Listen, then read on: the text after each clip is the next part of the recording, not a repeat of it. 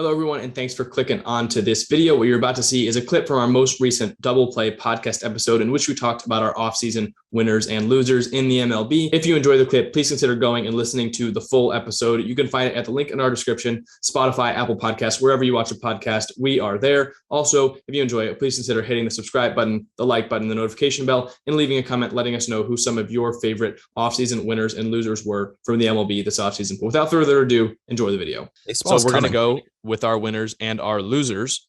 So winners, I mean, it's kind of going to encompass trades and hires and signings and everything like that, extensions, all that. So we decided to collaborate on a list, go through some winners, go through some losers. To start off with winners, we divided it into categories. The first category was some bottom teams from last year going all in. That encompasses the Twins, the Rangers, and the Tigers. Which one of these you want to talk about first?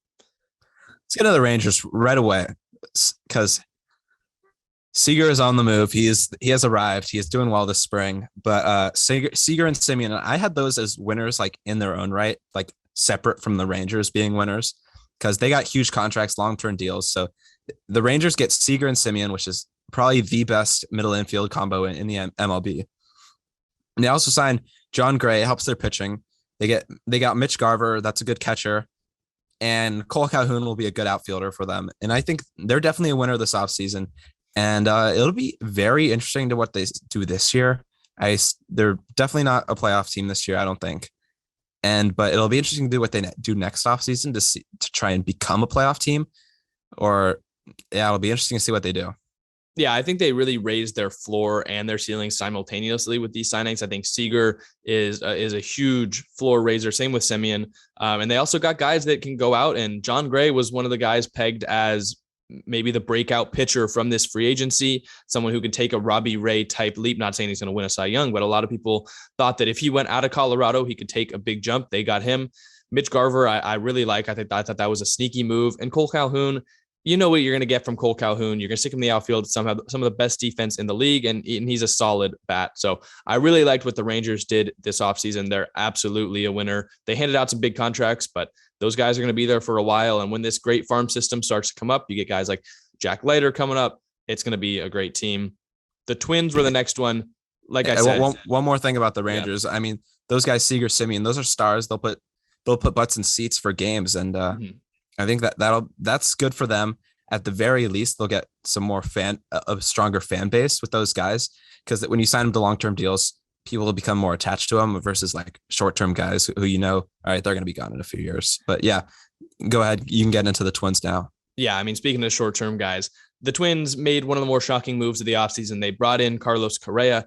We've talked about the Twins a lot. We weren't sure why they made a lot of these moves, but like we'd be stupid to not call them winners because they absolutely improved. They signed Correa to a short-term deal that could be 3 years, could be 1 year, could be 2 years. We don't know. They also extended Byron Buxton. I thought they got a pretty fair price on that as well. And then they got guys like Gary Sanchez, Gio Urshela, and Sonny Gray. So they definitely improved from a team last year that really struggled out of nowhere almost. But I think they did a lot that they can bounce back this year and contend at least for the playoffs. So absolutely, they're winners. They were a team, yeah, like you said, very surprising last year that they were last in their division after winning it for a few years in a row. And I think what they saw is they were disappointed with last season, and they felt like they had a window. They kind of had a window that they were one of the better teams in the AL for a while and couldn't really do much. So maybe they were disappointed with that. And they go out and they made moves. And you mentioned the Buxton extension. I thought that was they might have underpaid for him. I don't remember the exact terms of the deal, but I remember being shocked when it came out. Because like we said, we think that's a guy who can be an MVP candidate. So maybe for the games he played, it was a fair price. But I think that's a guy who, when he's at his best, that'll look back and it'll be one of the very much better contracts that they handed out. And Correa, short term, it'll be interesting. I don't know. Maybe they try and make a push for him if he decides to opt out, to sign him long term if they like him there. But it'll be interesting. Gary Sanchez, Gio Urshela, Sonny Gray, 3 great pieces to make the team better for sure.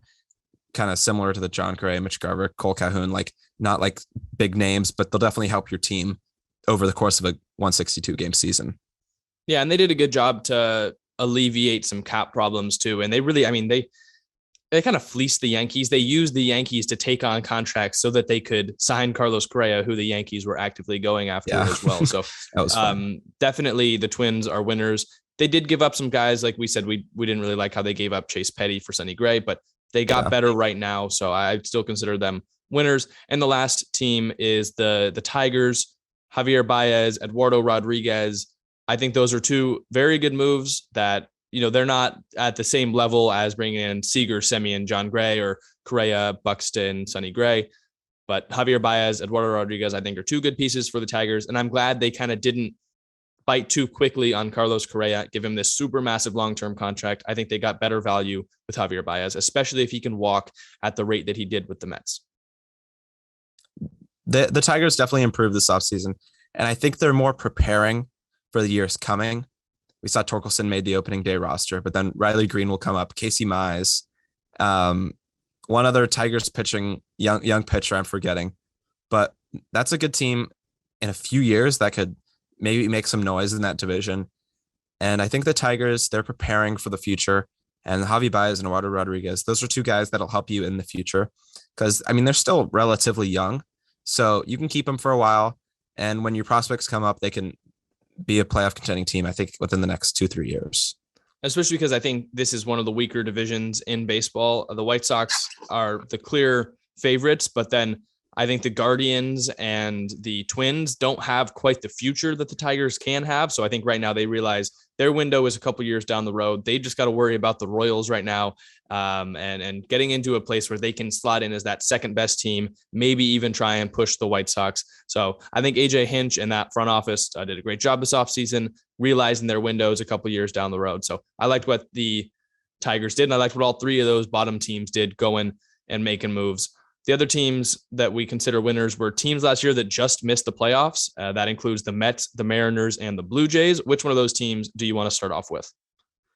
Let's start off with the Blue Jays, because I think that's a team I really like for this season. And I think I mentioned it in our record prediction. You can go watch that. But I think they're 1 year away, not in terms of being a playoff team, but I think of being a World Series contender. I think this year will provide very valuable playoff experience, and they'll definitely a playoff team. We both have them to win the AL East, but they added guys like Matt Chapman. They extended Barrios.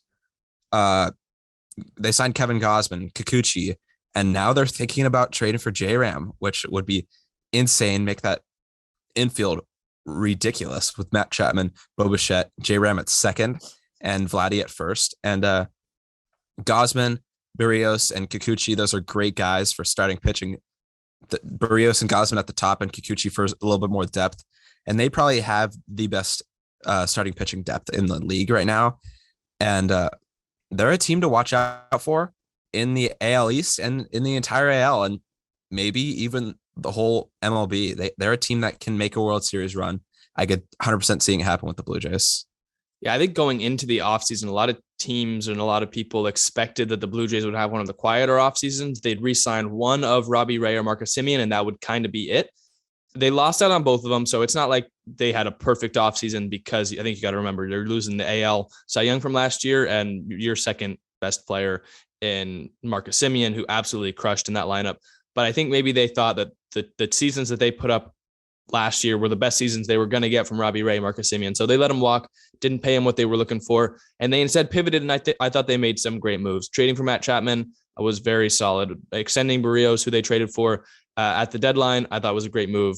Bringing in Gausman and Kikuchi, good moves for that rotation as well. And then if they can add Jose Ramirez, I might pencil them in as the World Series favorites if they are able to bring in Jose Ramirez. Definitely, for sure. And I think that's all we have to say about the Blue Jays. Let's go into the Mets now. I mean, moves they made. Max Scherzer. I also had Max Scherzer as like an individual winner, because I mean he got $43 million a year for what was it, 3 years for a 37-year-old, and he's just about 38. That's ridiculous. And as for the Mets, they got Scherzer. They also added Canna, Starling Marte, Chris Bassett, and Eduardo Escobar. Those are great pieces. Starling Marte will be a star in center field. Mark Canna is a guy you can kind of plug in anywhere in the outfield, also at first base for you. He'll be a solid bat. solid power bat in the lineup. Eduardo Escobar, a guy you can move all around the infield, who's a good switch hitting bat. And Chris Bassett, I mean, we thought he'd be a great number three guy, but he might have to be the opening day starter, and he might have to be the ace for who knows how long Scherzer's out, but he might have to be the ace for a little bit for this team. Yeah, I think the number one loser of this offseason was Steve Cohen's wallet. He shelled out deals for almost everyone in free agency, and they wanted Steven Matz too. Like they wanted to add Steven Matz on top of it when he, I don't know exactly what word I want to use here, but when he kind of shunned them and went to the Cardinals instead, that was it. Cohen snapped. He went out. Scherzer, Canna, Marte, Bassett, Eduardo Escobar. That's an absolute haul. I mean, that's starters at three positions in the field, as well as a one starter and a three starter. And the one starter being Max Scherzer is going to be the number two eventually when Jacob deGrom comes back too. So they have in your mind the two best pitchers in baseball now. Bassett is, I would say he's almost an all-star level. I think he's absolutely above average. Eduardo Escobar, same thing. Canna and Marte, I think are two great options in the outfield. So absolutely stellar offseason for the Mets. They're clear winners. Absolutely. And the Mets, when healthy, that's the key word, when healthy, they are also a team that can be dirty in the NL East, make a push for the NL East. I did not have them winning, even though we did those assumptions that they'd be healthy, but they're a team that I can definitely see winning. And it might be tough for them now, not having DeGrom and who knows with Scherzer, but I still think they're a team that's dangerous in the NL, and they're a team that can make a run for sure. Yeah, and the other team that and pure heartbreak missed out on the playoffs last year was the Seattle Mariners, and they responded. They clapped back saying that they want to make the playoffs this year. They signed Robbie Ray, they signed Adam Frazier, and then they recently made a trade for Jesse Winker and Eugenio Suarez. That's three starters in the field and bringing in the reigning AL Cy Young. I think that was a fantastic offseason for the Mariners, a good response to how close they were last year. Yeah, the Mariners are a team I still do not have in the playoffs, but I think they definitely got better this season. And as for a team, Jesse Winker, all-star level outfielder. Eugenio Suarez, he'll put up bombs for your team. Adam Frazier, great second baseman. Robbie Ray, the AL Cy Young winner. So that they're a team that they'll be good. I still think they're one more year away with Kelenic and Julio Rodriguez coming up, but they're a team to watch out for the AL West. Yeah, then some other minor winners we had, which were kind of under the radar moves that I know I liked, were the Marlins. They brought in Jacob Stallings, Avisail Garcia, Jorge Soler, and then they extended Sandy Alcantara for 5 years, $56 million, which you're seeing Max Scherzer get 43 a year for 3 years.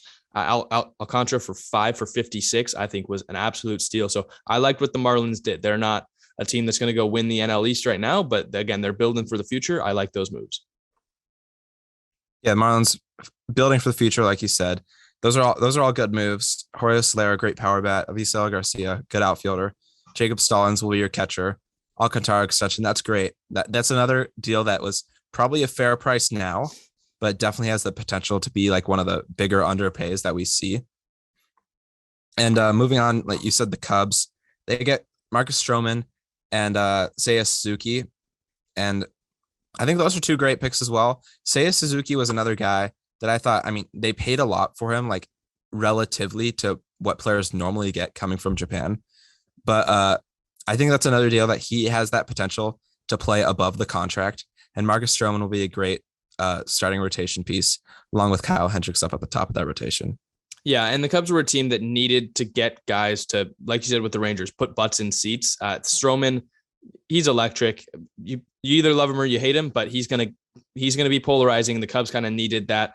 And Seiya Suzuki, ask the Angels what they think of Shohei Ohtani, and I think if Seiya Suzuki can become even half of that, a fantastic move. And I thought they had some other good flyers that they took, rotation fillers, depth. I thought they had a good offseason for a team that really I don't think anyone expected to have these big moves. So Stroman, Suzuki, I liked it. Do you want to start us off on our losers? For our losers, we also did categories for this one. And we'll start off with the non-spenders and the teams that just didn't really do much and did not get better and maybe even got a little worse. The teams that fit that category that we put in were the A's, the Orioles, the Pirates, the Guardians, and the Reds. And so the A's and Reds, they also they were teams that got worse. I'd say they're trading guys. A's still might trade Frankie Montas. Who knows what the Reds do with Castillo and Malley. And potentially we have the Pirates could enter this category in terms of trading teams. If they're looking, they've kind of heard rumors about Brian Reynolds, but we'll start it off with the A's. You want to go ahead, Jack? Yeah. I mean, you know what we think. Everyone in baseball shares pretty much the same opinion about the A's. It's just kind of disgusting at this point. They're not run like a baseball organization. They trade away all their good players. It was a complete fire sale. We already mentioned Sean Manaea, but we saw Matt Chapman, Matt Olson, Chris Bassett, and they also did not sign. I still think they have yet to sign anyone in free agency. They signed Stephen Vogt, and I think they re-signed. Oh my goodness, I'm blanking on his name. The guy that seems like he's always on the A's. He leaves the A's. Is it Jed Lowry? Jed Lowry. I think they re-signed him as well. Yeah, so I don't know if that came before, but they have spent. I would bet under $10 million in free agency. And that's horrible. As well as trading away all of your talent. And it's the A's. You know what you're going to get with the A's. They're going to be a loser pretty much every offseason. Sure, they got some prospects back, but I don't even think any of them were prospects to be super excited about. So really, the A's clear losers. The Reds, pretty much the same thing. I think they realized that it's just not their time, and they're going to go into a rebuild. So they traded away Jesse Winker, traded away Sonny Gray, traded away Eugenio Suarez. If they trade off Luis Castillo or Tyler Malley, it only gets worse. And they also really didn't make any moves to combat those. So they definitely got worse. They're a clear loser. Yeah, they do get Chase Petty from the Twins for that Sonny Gray trade. But the Winker and Eugenio Suarez trade, I don't think they got too many notable names. That was a bad return too. Yeah. So the Reds and A's, two teams that, sorry, Reds and A's fans, but your future does not look bright right now. And the other teams that fit this category were the Pirates, the Guardians, and the Orioles, just because they just didn't make many, if any, moves. Two teams that were also on the bottom near the A's in terms of money spent this offseason. So, a little disappointing for those fans, but those are three teams that are kind of, or I guess the Orioles and Pirates more so are in a rebuild. The Guardians, you're not really sure what you're going to get with them. If they trade J-Ram, they just don't spend money. You're not. And they're looking to be like a mediocre team this season. So they're not in a full rebuild yet, but maybe if they trade J-Ram, that's the direction they're headed. Yeah, it's going to suck to be Shane Bieber if they trade Jose Ramirez. The other category that we had for losers was quiet contenders, teams that they're up there and they need that extra push, I think, to win the division, win their league, maybe go win the World Series. And we just didn't see as much as we wanted or as much as we thought we were going to see for them. The four teams in this were the Brewers, the Cardinals, the Astros, and maybe the Yankees. I think we have different opinions on the Yankees, which we'll get into. Let's start in the NL Central. I think it's one of the more up in the air divisions in baseball, and I don't think either team did much to get better. The Cardinals signed Steven Matz, but outside of that, a heavy lack of moves. I know they're young. I know they like their talent, but they've needed pitching for a while. They only went out and got Steven Matz. They were tied to guys like Trevor Story. They just didn't do anything more to go win that division, unseat the Brewers in the Central. And the Brewers got rid of JBJ, brought in Andrew McCutchen, brought in Hunter Renfroe. But other than that, still not a whole lot. And for a team that I still think might be lacking a little bit on the offensive side, that neither of those teams really did a whole lot to impress me. And I think the Central will kind of just be a rehash of what it was last year now. The NL Central will be very similar to last year. And I think the Brewers end up winning again. The Cardinals are a somewhat closer second. But for a team like the Cardinals, you're young. They won 90 games last year. It seems like on paper, that'd be a team like, all right, let's go get some guys. Let's make a World Series push now. Like the Mariners. But yeah, they didn't do that. And, or like the Blue Jays as well. Yeah. A team that has a lot of young guys. Cardinals even made the playoffs, and they lost to the Dodgers in the wild card game. They almost made the division series. So that's the Brewers as well. A team that I'm not really sure what their future is looking like or how long this window lasts, especially with the uncertainty with Christian Yelich and if he'll return to what he was and how long he'll be that way. But those are two. Cardinals have a bright future still. But in terms of the Brewers, I don't know what their future looks like. And yeah, the Central, yeah, those two teams disappointed for sure. I don't think either team got worse, but in a spot where I think they both needed to get better, and I wanted to see them go out and try and get better. Neither did, and that was just a little bit disappointing. The other team is the Astros, kind of a similar spot. I know they were a little bit strapped money-wise, but they lose Correa, they lose Brooks Raley, and there's just no real additions to make up for that, like we saw with the Blue Jays, who lost Ray, lost Simeon, but made other moves. So the Astros, I know they still, I think, will be in control of the AL West, and they're going to rely on guys like Bregman and Altuve to hopefully lead this team back to where it always is and winning the, I guess they also, I mean, they re-signed Verlander, so that's a slight win, but I just think they could have done more. And so I think it's a disappointing offseason for a team that was in control of their division. You see those teams most of the time. You look at the Dodgers, you look at normally what the Yankees do is they are, even though they're at the top of the division, they're still striving to get better because they know people are coming for them. And like the Angels and Mariners and Rangers, teams are coming for the Astros, and they just didn't really do much to maintain that stranglehold on the division. Yeah, disappointing is a good word to use. And I think that originally it was thought that Correa was going to leave. And then we kind of heard like it was looking like he was coming back. And then he ultimately ended up leaving. So they definitely lose out on Correa. And you're right, they didn't do really much to get better, if anything. But I still think this is a team that controls the AL West. And I think they're still going to compete for a World Series in the AL, because I do think the AL is pretty open right now. I mean, the White Sox and Blue Jays are up at the top right now, but I think the AL, I wouldn't be surprised if the Yankees, Red Sox, Rays, or Astros come out of the AL. So, I mean, they're still going to contend, but yeah, the lack of moves, we kind of wanted to see them do more. Or, I mean, I don't know if we wanted to see them do more, but no, I'm fine with it. It's just, yeah, I think it's a lackluster offseason. And if they were in talks with Correa, that means they had the money to pay him at least close to what he was looking for, which means that they could have used that money on guys like Trevor Story to maybe replace him, or Javier Baez, or bring in a center fielder, or bring in another batter, another arm. They could have made moves if they were going to even think about paying Carlos Correa. So just lackluster. Maybe they're waiting for next offseason, but for a team that's lost Correa this year, they lost Springer last year, just kind of disappointing, and they could have done more, I think. Yeah, definitely. And next team that we have different opinions on is the Yankees. I had them as loser. I don't know what your thoughts are. I know it's a little different. You might not have them as a full loser, but what do you think about the Yankees this offseason and what they did? So the reason I was iffy was because I still think they got better. I think Donaldson, it helps them get better. I think Isaiah Kiner-Falefa helps them get better. But I think the reason that you could have them in a loser is because they were tied to so many more big names that they missed out on all of them. He's Corey Seager, Trevor Story, Carlos Correa, Freddie Freeman.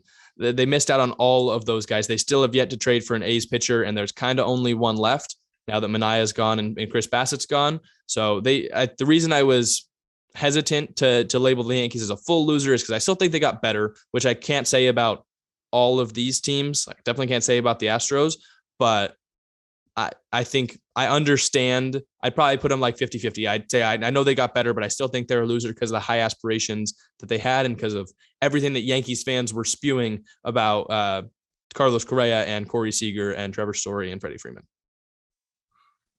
Yeah, when you're going into a off season and you're thinking, we're getting Freddie Freeman, we're getting one of Seager, Story, or Correa, and you end up with your shortstop being you end up signing Anthony Rizzo, but your shortstop ended up being Kiner-Falefa.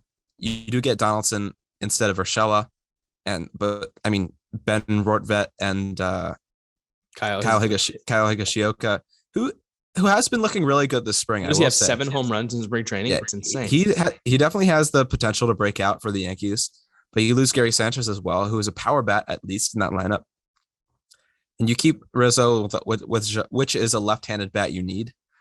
But yeah, I still had the Yankees as a loser just because you're tied to all these guys and you end up getting none of them. That just sucks for Yankees fans because Yankees fans have such high expectations and they didn't get what they thought they would. So I still think the Yankees are a playoff team in the AL. but they definitely had potential to become a true world or a legitimate World Series contender and maybe even favorite if they made some of the moves we thought they could in this offseason. Yeah, absolutely. I think that's understandable. The Yankees, with the lofty expectations they had, the fallout from that kind of makes them look like losers of the offseason. I'm curious to know, if you guys are on YouTube, down in the comment section, who was your biggest winner? Who was your biggest loser? If you had to pick one, Ryan, like biggest winner, biggest loser, who would you have? The biggest winner. Oh, the biggest winner. I'm going to have to go with, I got to say the Mets. Yeah, I think I have to too. Because they went from a team that missed the playoffs and they're kind of like a meme, the Mets gonna Met, like a team that you always think, okay, they could do something this year, and they never do. But they turned into legitimate World Series contenders this year. And when healthy, I think they're one of the favorites in the NL, if it's not the Dodgers, to be in the World Series. And as for my biggest loser, I mean, it's hard to say anyone other than the A's and the A's fans. So I'm gonna have to go with them for sure, because they just traded everyone who had potential on that team. And it's just the A's. Oh, the A's. It's the A's, yeah. I feel like the A's are always the front runner for offseason loser of the year. If I had to pick another team for winner other than the Mets,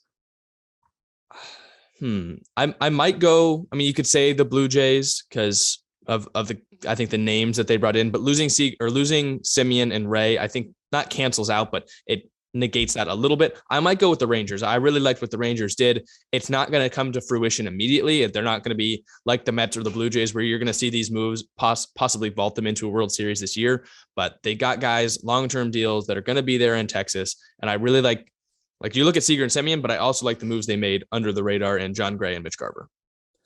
And one team we didn't even mention on this list at all was the Braves, who got Matt Olson. Yeah. They do lose out on Freddie Freeman, but they get Matt Olson, who's a very close and might be better long-term to Freddie Freeman. And they get Kenley Jansen. So that's a great bullpen now. So we didn't even mention them. And I think they did get better this offseason. Yeah. They lost out on Jorge Soler, but they brought back Eddie Rosario. You kind of knew that they weren't going to be able to bring back all of those guys. They lost out on Jock Peterson as well, but I feel like they got the guy they wanted out of that group.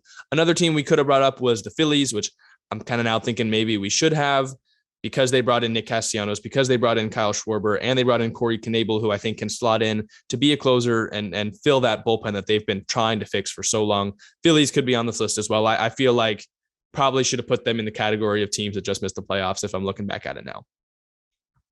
I think the one thing about the Phillies that kind of kept them off in the just missed the playoff categories is those teams, the Mets, Mariners, and Blue Jays. Those are three teams that can still, or that we think have a legitimate chance at the playoffs. And I think for the Phillies, we're kind of like, we think they can make the playoffs, but I think they're also a team that there's just so many questions with the defense and the bullpen still, and the back end of their rotation. I still think they're a team that isn't quite yet a playoff team with the moves they have on their team, but they definitely can be. And I think that's kind of what left them off the list is we can't put everyone on here. We can't have all winners and all losers. That's true. So I didn't want to include over half the league on this list. So I think they a team that could be considered a winner, but I think just the other teams are a little bit more of a winner and more ready to compete this year is what kept the Phillies off the list. And while I like the guys they brought in, do I think that those were the best guys for the Phillies to go after? Probably not. Well, I think I would have liked a Trevor Story on the Phillies much more than Castellanos or Schwarber, who are a lot like Rhys Hoskins, and like Bryce Harper's not the best out in right. So I think they could have got guys to help offensively as well as defensively, maybe even going after a guy like Starling Marte early on, or I don't know. I think there were better guys that they could have added, maybe even a Chris Bryant to pair with Bryce Harper, because you know that they've got the pass together. I just think there were maybe better fits in free agency for the Phillies. So they brought in guys that, of course, they add value to your team, but I don't know. I think they could have gotten maybe guys that fit their team needs a little bit more.